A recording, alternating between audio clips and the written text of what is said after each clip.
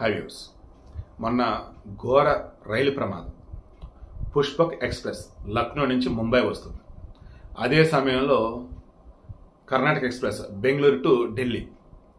Bengaluru to Delhi express ఏమో ఒక track, Pushpak express ఇంకో ట్రాక్. ఈ పుష్పక్ ఎక్స్ప్రెస్ సడన్గా చైన్ లాగారు, ఆగింది. కొంతమంది భయపడి దిగేశారు. ఆ మూమెంట్లో అవతల ట్రాక్ ఉంది, ఆ ట్రాక్ మీద కర్ణాటక ఎక్స్ప్రెస్ వచ్చింది, కొట్టేసింది. 12 మంది స్పాట్లో చనిపోయారు. ఇంకా 20 మంది పైగా తీవ్ర గాయాలైంది.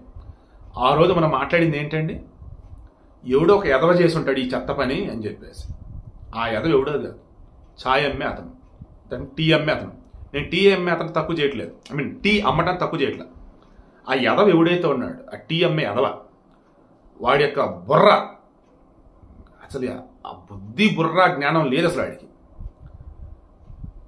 కింద అంట రైలుకు సంబంధించి వెళ్తున్నప్పుడు కొన్ని సందర్భాలలో రాపిడి జరుగుతూ ఉండిద్ది. దాన్ని అప్పుడు వచ్చేసి లిటిల్ బిట్ నిప్పు రవ్వలు మంటలాంటివి వస్తూ ఉంటాయి.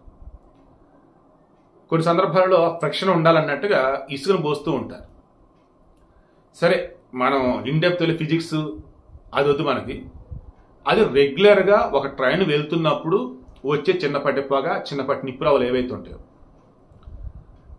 అది వీడు గమనించి ఇంకేముంది, ఇక రైలు తగలబడిపోతుంది, నిప్పురవలు వచ్చేస్తుంది, నేను చూసాను ఏదనంటే వాడు చెప్పింది నమ్మేసి వాడు హడావుడు చూసి భయపడిపోయి అక్కడున్న కొంతమంది అప్పుడు చైన్ లాగారు. ఇక ఆ తర్వాత చైన్ లాగానే ముందు వెనక కూడా చూడాల, గబకం దూకేరు కొంతమంది, గబకం దిగారు కొంతమంది. పక్కనే ట్రాక్ ఉంది, వచ్చేసింది కర్ణాటక ఎక్స్ప్రెస్. బ్రేక్ లేసేంత టైం కూడా లేదు. ఇది మహారాష్ట్ర ఉప ముఖ్యమంత్రి అజిత్ పవార్ చెప్పాడు. నేను క్రాస్ చెక్ చేశా, ఇదే నిజమని అందులో ట్రావెల్ చేసిన కొంతమంది చెప్పారు. అదృష్టం కొద్దీ ఈ కర్ణాటక ఎక్స్ప్రెస్ వస్తున్న ట్రాక్ ఉంది, అటు సైడ్ కొంతమంది దిగారు, ఇంకో సైడ్ ఇంకొంతమంది దిగారు. అదృష్టమైన వాడు ఎందుకు ఇచ్చేసానంటే ట్రాక్ ఉన్న సైడ్ దిగిన చాలా తక్కువ మంది, ట్రాక్ లేకుండా ఉంది అవతల సైడు అటు సైడ్ దిగిన చాలా ఎక్కువ మంది. అంటే ఎంత పెను ప్రమాదం తెప్పింది చూడండి. ఒక్కడి యొక్క బుర్ర లేని తనం వల్ల, బుద్ధి లేని తనం వల్ల, మూర్ఖత్వం వల్ల, వాడి భయం వల్ల, అతి భయం వల్ల. కనీసం అక్కడ క్రాస్ చెక్ చేసుకోవాలి, పొగలు ఎక్కడ వస్తున్నాయి, మంటలు ఎక్కడ వస్తున్నాయి, ఏంట్రా అని చెప్పేసి అడగాల. అది అడగలేదు పాపం.